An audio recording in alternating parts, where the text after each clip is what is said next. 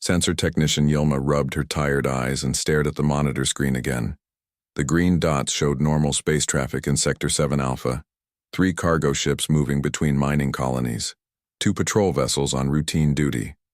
Everything looked normal for another quiet night shift aboard the monitoring station. She took a sip of her bitter caffeine drink and checked the time. Only 2 hours left until her shift ended. Yilma had been doing this job for 3 years now. Watching. Empty space got boring fast. Most nights nothing happened except the same old ships following the same old routes. The screen beeped once, then twice. A new dot appeared at the edge of the sector map. Yilma frowned and leaned forward. The dot was moving fast, very fast. She ran a quick check on the ship's identification code. Nothing came up. The computer showed no match in the database.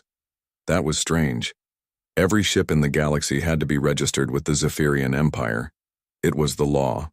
No exceptions. Yilma tried the search again, thinking maybe she made a mistake. Still nothing. She felt her heart beat faster. In 3 years of watching the screens, this had never happened before. Every ship always had a code. Always. Yilma opened a communication, channeled to the other monitoring stations in nearby sectors. Station 7 Beta, this is Station 7 Alpha. Are you seeing anything unusual on your screens? The reply came back quickly. -7 Alpha. All normal here. Why do you ask? I have an unknown contact moving through my sector. No identification code on file. There was a pause. Run your systems check again. Probably just a glitch. Yilma ran the check. All systems showed green. Everything was working fine. She looked back at the screen. The unknown ship was still there, still moving at incredible speed. She calculated its velocity and her eyes went wide. The ship was traveling 40% faster than the theoretical maximum speed for any known engine type. That was impossible. The best Zephyrian military ships could not move that fast. Her hands shook as she reached for the emergency communication button. This was way above her pay grade. She needed to contact Admiral Kethavar Zol immediately. The Admiral's face appeared on her screen a few minutes later. He looked annoyed at being woken up in the middle of the night cycle. This better be important. Technician, Admiral Zol growled. His gray uniform was wrinkled and his eyes were tired. Sir, I have an unregistered vessel in Sector 7 Alpha. No identification code, moving at impossible speeds. Admiral Zol's expression changed from annoyed to interested. Show me. Yilma transferred the data to his screen. She watched his face as he studied the information. His eyes got wider as he read the speed calculations. You checked for system errors? He asked. Yes, sir. 3 times. Everything is working correctly. Admiral Zol was quiet for a long moment. He had served in the Zephyrian fleet for over 200 years. He had seen many strange things in space. But this was different. This made no sense. Contact stations. 6 Alpha, 8 Alpha, and 7 Beta. I want confirmation from multiple sources, he ordered.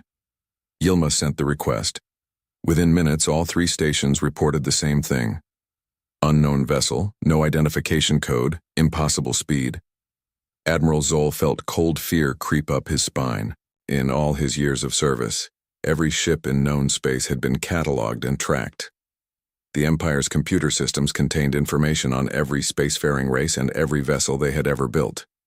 This ship existed in none of their records. Sir. Yilma's voice was shaky. The vessel just changed course. It's heading toward the inner systems. Admiral Zol stood up from his desk. Alert the fleet. I want every available ship moving toward Sector 7 Alpha now. Should I contact the Galactic Council? Yilma asked. The Admiral paused. Contacting the Council would mean admitting that something existed outside their knowledge. It would mean admitting that their perfect system of control had a hole in it. But if this unknown ship was a threat, the other races needed to know. Yes. Send them everything we have. Mark it as urgent priority. Meanwhile, millions of miles away, Captain Jake Morrison sat in the command chair of the exploration vessel Terra's Pride. He was excited. This was humanity's first deep space mission beyond their own solar system. After 5 years of developing faster-than-light travel, they were finally ready to explore the galaxy. "How are we doing, Amy?" he asked his navigation officer. "Lieutenant." Amy Rodriguez checked her instruments. "All systems green, Captain. We're making good time, should reach the target system in 6 hours." Dr. Sam Peterson looked up from his science station. "I'm picking up some interesting energy readings from nearby systems. Looks like there might be other intelligent life out here." Captain Morrison smiled. "That's what we came to find. Keep monitoring those signals, Doc. Maybe we'll make some new friends." None of the humans knew that their ship had already been detected. They had no idea that their peaceful exploration mission had caused panic across multiple star systems. They did not know that alien fleets were mobilizing to intercept them. Back on the monitoring station, Yilma watched more and more ships appear on her screen. Zephyrian cruisers, destroyers, and battleships, all converging on the unknown vessels. "Projected path, sir," she reported to Admiral Zoll. "Fleet deployment is complete. 27 ships in intercept formation." Admiral Zoll nodded grimly. "Good. And the other races?" "The Altarians are sending 12 ships. The Vegan Republic has dispatched their 3rd fleet. Even the Centauri Collective is mobilizing their border guard." The Admiral looked at the tactical display. Hundreds of ships from dozens of different races were moving toward one target, all because of a single unknown vessel that should not exist. "What are you?" he whispered, staring at the lone dot on the screen. "Where did you come from?" The dot continued moving through space, unaware of the massive military response it had. Triggered. Inside that small ship, 3 humans continued their peaceful mission, excited about the possibility of meeting other intelligent life. They would get their wish soon enough. The emergency meeting of the Galactic Civilization Council had never been called so fast. High Counselor Murthak stood at the center of the great circular chamber, his forearms gesturing wildly as he spoke to representatives from 47 different star systems. "An unknown vessel has appeared in Zephyrian space," he announced. "No identification codes, no match in any database. The ship uses technology we do not understand." Worried voices filled the chamber. The Altarian delegate, a tall, blue-skinned being, stood up. "How is this possible? Every spacefaring race has been cataloged for over 3,000 years. General Vextar, the Zephyrian military commander, activated a holographic display in the center of the room. The image showed the path of the mysterious ship through space. "The vessel appeared at the edge of Sector 7 Alpha 12 hours ago," he explained. "It moves 40% faster than our best ships. Our sensors cannot identify the hull material or engine type." A reptilian delegate from the Draconis system hissed softly. "Could this be a new weapon? A scout ship from an enemy we have not discovered?" High Counselor Murthak nodded gravely. "That is our greatest fear. We have mobilized fleets from 6 different empires to intercept this vessel. We must know what we are dealing with." Far away from the council chamber, Captain Jake Morrison was having a very different kind of meeting. He sat around the small table in Terra's Pride's dining area with his 3 crew members, eating breakfast and discussing their mission. "The energy readings are getting stronger," Dr. Sam Peterson said between bites of synthetic eggs. "I think we're getting close to inhabited systems." Lieutenant Amy Rodriguez pulled up a star chart on her tablet. "According to our calculations, we should reach the target system in 4 hours. If there are intelligent beings there, this will be the most important day in human history." Commander Lisa Park, the ship's diplomatic officer, smiled with excitement. "I've been preparing first, contact protocols for months. I have translation programs ready and gift packages prepared." Captain Morrison nodded. "Remember, everyone, we represent all of humanity out here.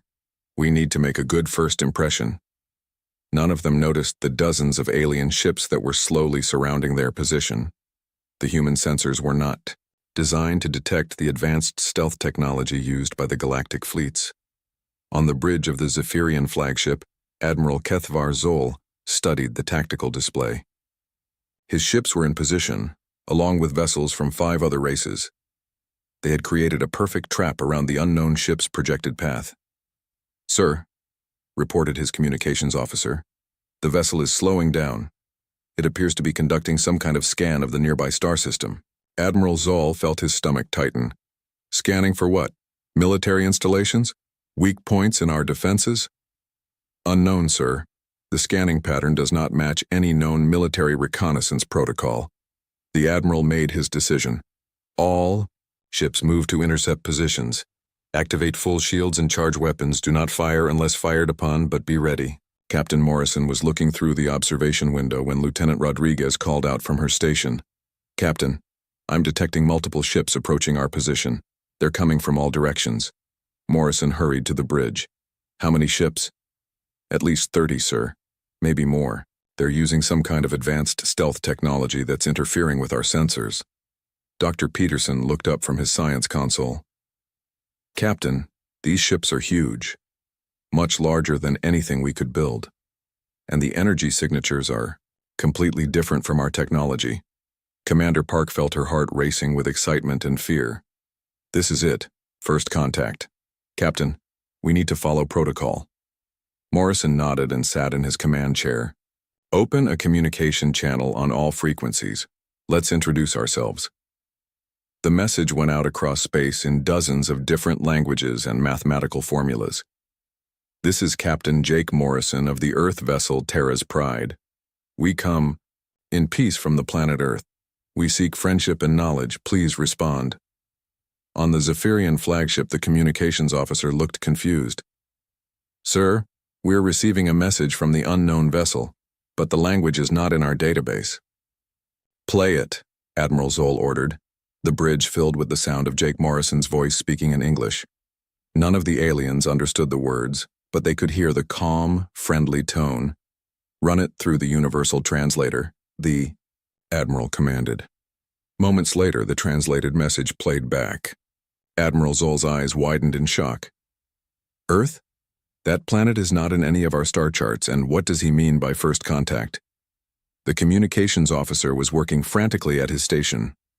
Sir, I'm cross-referencing the term Earth with all known databases. No matches found. This planet does not exist in our records. General Vextar's voice came through the communication system from his own ship.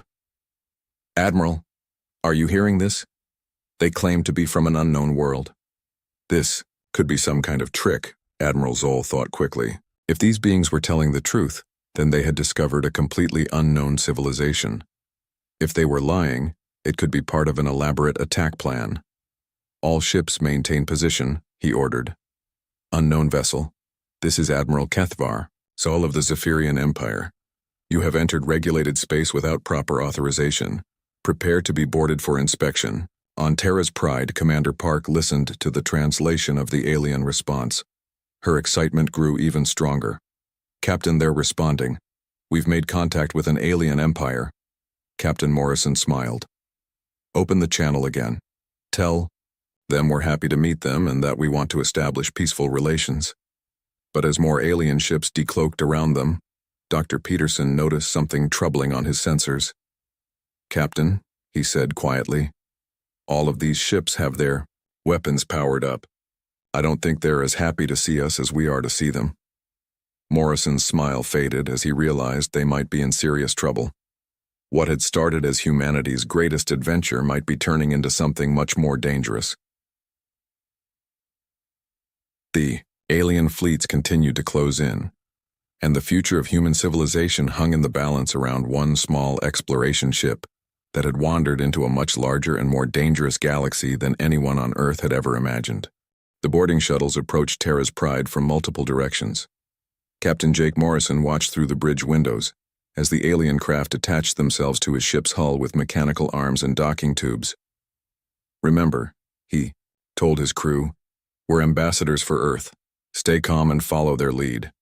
Commander Lisa Park clutched her diplomatic files tightly. I have prepared peaceful greeting ceremonies from Earth's major cultures. Hopefully one of them will seem appropriate. Dr. Sam Peterson was still studying his sensor readings. Captain, these beings are technologically advanced beyond anything we imagined. Some of their ships are over 2 miles long.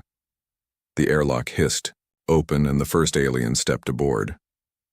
Captain Morrison had expected something dramatic, but the creatures looked surprisingly ordinary. The leader was tall and thin with gray skin and 4 arms. His uniform was clean and military in style. "I am Admiral Kethavar Zol of the Zephyrian Empire," the alien said through a translation device. "You will come with us for processing and interrogation." Commander Park stepped forward. "Greetings, Admiral.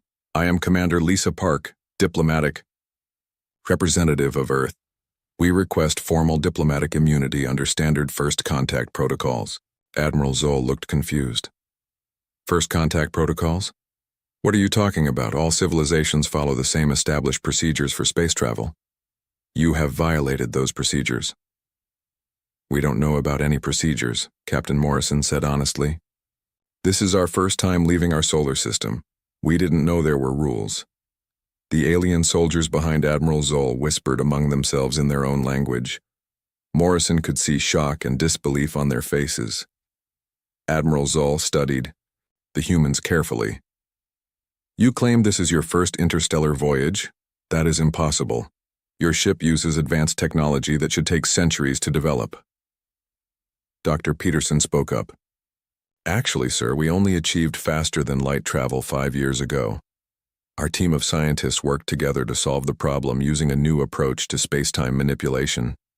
The Admiral's translator struggled with some of the technical terms. "Show me," he demanded. Dr. Peterson looked at Captain Morrison, who nodded. The scientist led the aliens to the engine room where Dr. Kate Williams was running system checks on the main drive. "This is Dr. Kate Williams," Peterson explained. "She designed our faster-than-light engine." Dr. Williams looked up from her work. She was a small woman with short brown hair and oil stains on her hands.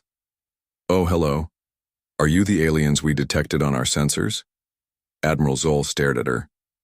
"You designed this propulsion system?" "Well, I led the team," Dr. Williams said modestly. "It took us 3 years to figure out how to fold space-time properly.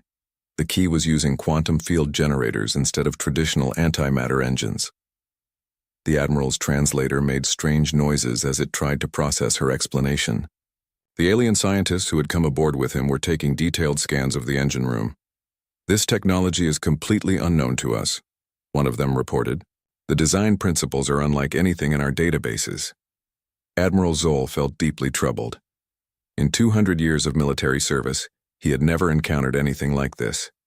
These humans seemed friendly and honest, but their technology was somehow more advanced than civilizations that had been spacefaring for thousands of years. "You will all come with us to Zephyr Prime for detailed questioning," he announced. "Are we under arrest?" Captain Morrison asked.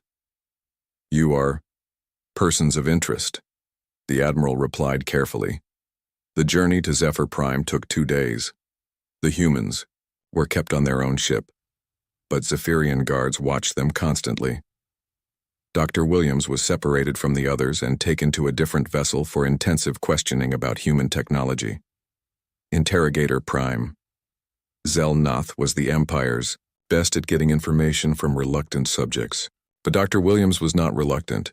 She answered every question honestly and even offered to explain things in more detail. "Your species developed faster than light travel in only 5 years?" Zelnoth asked for the 3rd time. "Yes," Dr. Williams replied patiently. "Once we figured out the basic principles, the engineering was straightforward. We had good computers and plenty of smart people working on the problem. But according to our models, such development should take at least 200 years for a new spacefaring race." Dr. Williams shrugged. "Maybe we just thought about it differently. Sometimes a fresh perspective helps solve old problems." Zelnoth studied the technical diagrams that Williams had drawn for him.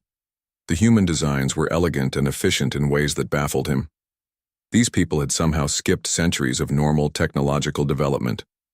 Meanwhile, on Zephyr Prime, the Galactic Council was meeting in emergency session again. High Counselor Murthak paced nervously as reports came in from the interrogation teams. "The humans appear to be telling the truth," General Vextar reported. "Their planet, Earth, is located in what we call the Dead Zone. No one has ever explored that region because it appeared to have no intelligent life. And their technology?" asked the Altarian delegate. "Revolutionary. They have developed propulsion systems that are 30% more efficient than our best designs. Their energy management is also superior. A worried silence filled the council chamber. The Draconis representative finally spoke. So we have discovered a young race with advanced technology that we do not understand. What does this mean for the balance of power in the galaxy? High Counselor Murthak stopped pacing. It means everything has changed. For 3,000 years, the Zephyrian Empire has controlled galactic civilization through superior technology and military force. If these humans can develop better technology in just 5 years, what will they create in 10 years? Or 50? The implications were terrifying. Every established power in the galaxy depended on the current technological balance. If humans could innovate faster than anyone else, they might soon become the dominant force in space. What do you recommend? Asked the council. General Vextar's expression was grim. We have 3 options. We can try to control them through treaties and regulations. We can try to learn from them and improve our own technology. Or, he left the third option unspoken, but everyone understood. They could try to eliminate the human threat before it became too dangerous. Back on Terra's Pride, Captain Morrison was trying to contact Earth to report their situation. But the Zephyrian ships were jamming all communications. The humans were trapped in a galaxy that suddenly seemed much more dangerous than they had ever imagined. Back on Earth, Admiral Grace Thompson stood in the command center of the Global Space Defense Headquarters. Red warning lights flashed across multiple computer screens as technicians worked frantically at their stations.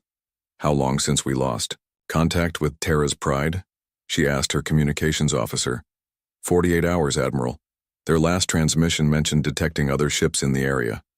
President Kevin Collins walked into the command center looking worried. Grace, what's the situation? Admiral Thompson turned to face him. Sir, we have to assume Captain Morrison and his crew are in trouble.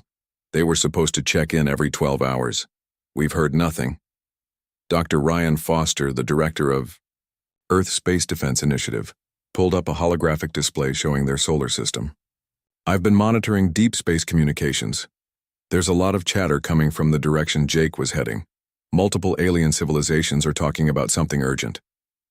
President Collins felt his stomach drop. Are we talking about a hostile situation? Unknown, sir. But I recommend we send help immediately. Admiral Thompson nodded. I agree. We have 12 ships ready for launch. The fleet can be in space within 6 hours. The president looked at the tactical display showing Earth's small but advanced fleet. Each ship was equipped with the same revolutionary technology that powered Terra's Pride. Do it, he ordered. Bring our people home. 6 hours later, the human fleet launched from Earth orbit. Commander Nicole Davis stood on the bridge of the flagship Liberty's Dawn, watching as 11 other vessels formed up around her ship. All ships report ready for jump, her navigation officer announced. Take us out, Commander Davis ordered. The 12 human ships vanished from Earth space in brilliant flashes of light, traveling faster than any alien civilization thought possible. 3. Days later, the human fleet appeared at the edge of Zephyrian space. Their arrival was detected immediately by the same monitoring stations that had first spotted Terra's Pride. Sensor technician Yilma stared at her screen in disbelief. 12 ships, all using the same unknown technology, all moving at impossible speeds. Admiral Kethvar Zol was called to the monitoring station within minutes. When he saw the display, his face went pale. They came back, he whispered, and they brought friends. The human fleet moved in perfect formation toward Zephyr Prime. Their ships were smaller than the massive alien battleships, but they moved, with precision and grace that impressed even their enemies. Commander Davis opened a communication channel to all alien forces in the area. This is Admiral Grace Thompson of the United Earth Defense Force. We demand the immediate release of our diplomatic mission and safe passage for all human personnel. The message was actually recorded by Admiral Thompson back on Earth, but the aliens didn't know that. To them, it sounded like Earth had sent one of their top military leaders. Admiral Zol received the message on his flagship. How did they get here so fast? He asked his staff. It should have taken weeks to organize a response fleet. His intelligence officer looked confused. Sir, according to our analysis, these humans achieved faster-than-light travel only 5 years ago. How can they field such an organized military response? The answer was simple but terrifying to the aliens. Humans were naturally good at working together in crisis situations. When one of their own was in danger, they responded quickly and effectively. On Zephyr Prime, High Counselor Murthak was holding another emergency meeting. But this time, the atmosphere was pure panic. 12 ships have appeared in our space, General Vextar reported. They're demanding the release of the human prisoners. How many ships do we have in the area? Asked the Altarian delegate. Over 200 from 6 different empires, but these human ships are demonstrating capabilities we didn't know existed. General Vextar activated a holographic display showing the tactical situation. The human fleet was surrounded by alien vessels, but something was wrong with the picture. Watch this, he said, playing back sensor recordings from the past hour. The display showed one of the human ships suddenly vanishing from its position and reappearing behind 3 Zephyrian cruisers. Then it jumped again, appearing on the opposite side of the formation. They can make precision jumps in normal space, General Vextar explained. Our ships cannot do that. We can only jump between star systems, not during combat. The council members looked horrified. If humans could teleport their ships during battle, traditional fleet tactics would be useless against them.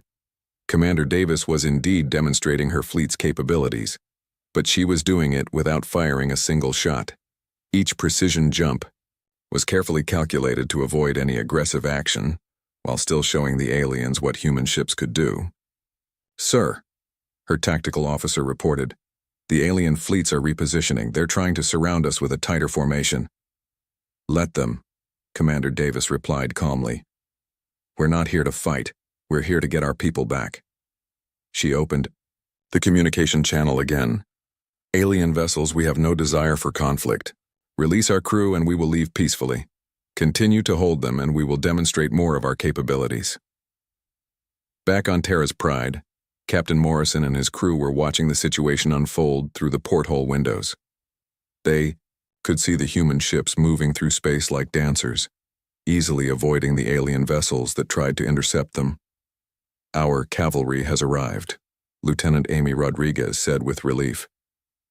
Dr. Sam Peterson was studying the tactical display. The aliens had left active in their meeting room. Look at this. Our ships are completely outmaneuvering them. The aliens can't touch us. Commander Lisa Park smiled. Earth didn't just send a rescue mission. They sent a message. And the message was clear. Humanity might be new to space, but they were not helpless. Their technology was superior, their tactics were effective, and they would protect their own. Admiral Zoll stood on his bridge, watching the human ships move through his fleet formation like ghosts. For the first time in his 200-year career, he felt completely outmatched. Sir, his communications officer said quietly, High Command is asking for recommendations. Admiral Zoll looked at the tactical display one more time. The human fleet could have destroyed his ships at any time, but they chose not to. They were showing restraint and discipline even while demonstrating superior power. Tell High Command, he said slowly, that we should give them what they want. The Great Council chamber on Zephyr Prime had never been so quiet. High Counselor Murthak stood at the center of the room, but for the first time in his long career, he had no idea what to say. Admiral Kethvar Zoll entered the chamber and walked slowly to the speaker's platform. His gray uniform looked wrinkled and his face showed the stress of the past week. Honored council members, he began, I recommend we release the human prisoners immediately and open formal diplomatic talks. The Draconis representative hissed angrily. You want us to surrender to these newcomers? I want us to survive, Admiral Zoll replied bluntly. In 48 hours, these humans have shown us technology we cannot match and discipline we cannot break.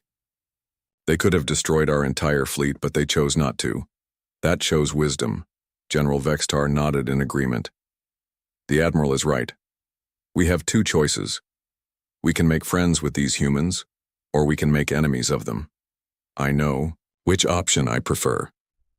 High Counselor Murthak looked around the room at the representatives from dozens of alien civilizations. He could see fear in their faces, but also curiosity. Very well, he announced. Release the humans. Arrange for immediate diplomatic contact. 2 hours later, Captain Jake Morrison and his crew were back aboard Terra's Pride. They sat in their small dining area, sharing a meal and talking about their strange experience. I still can't believe how fast Earth responded, Lieutenant Amy Rodriguez said. 12 ships in less than a week. Dr. Sam Peterson smiled.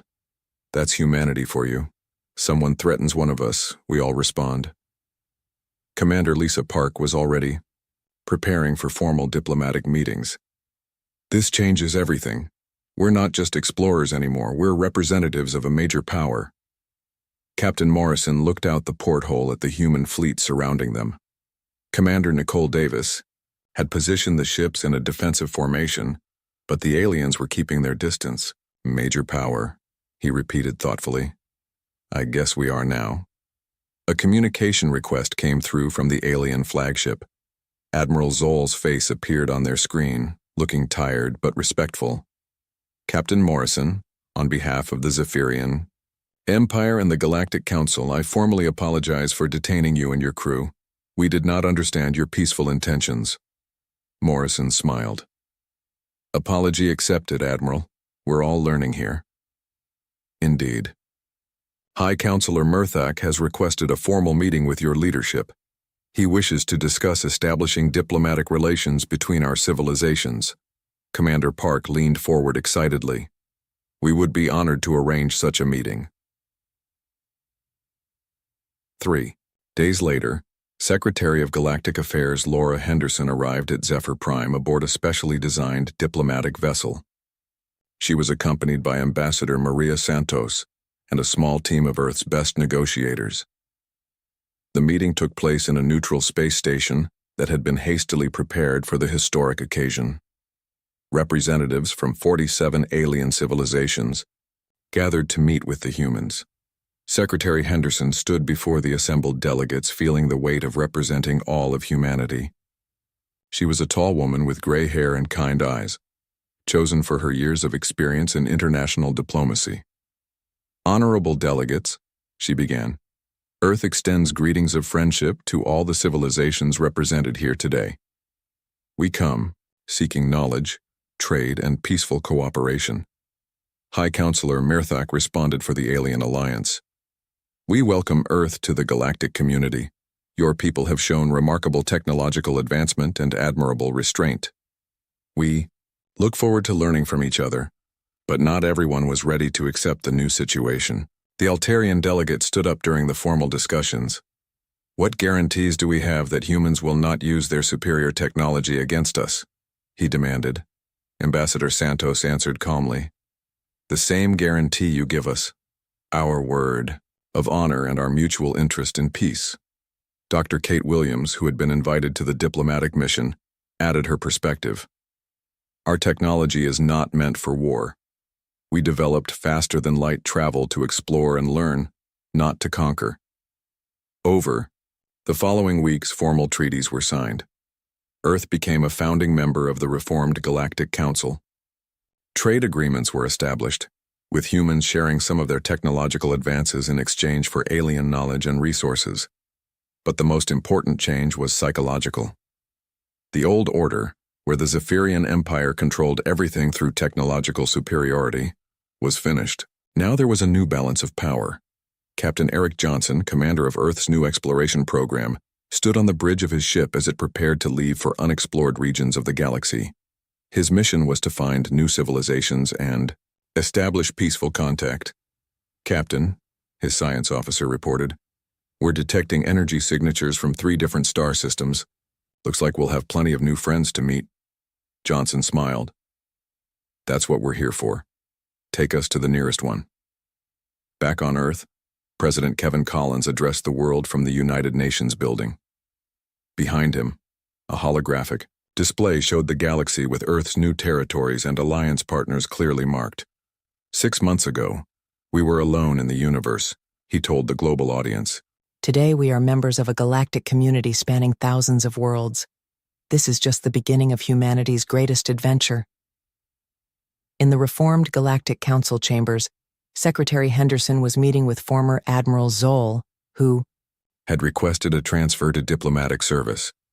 You know, Zoll said thoughtfully, when we first detected your ship, we thought it meant the end of our civilization. Instead, it marked the beginning of a new and better one. Henderson smiled. Sometimes the best changes come from the most unexpected places. Across the galaxy, human exploration ships were making contact with civilizations that had never been part of the old empire. Many of these races eagerly joined the new alliance, attracted by humanity's promise of equality and cooperation instead of domination. The galaxy that had once feared the unknown ship from Earth now looked to humanity for leadership in building a better future. And as more human ships launched from Earth each month, carrying diplomats, scientists, and explorers to distant stars, it became clear that the age of human expansion had only just begun. The ship that had caused panic in the Galactic Empire had become the first step in humanity's journey to becoming the galaxy's greatest hope for peace and progress.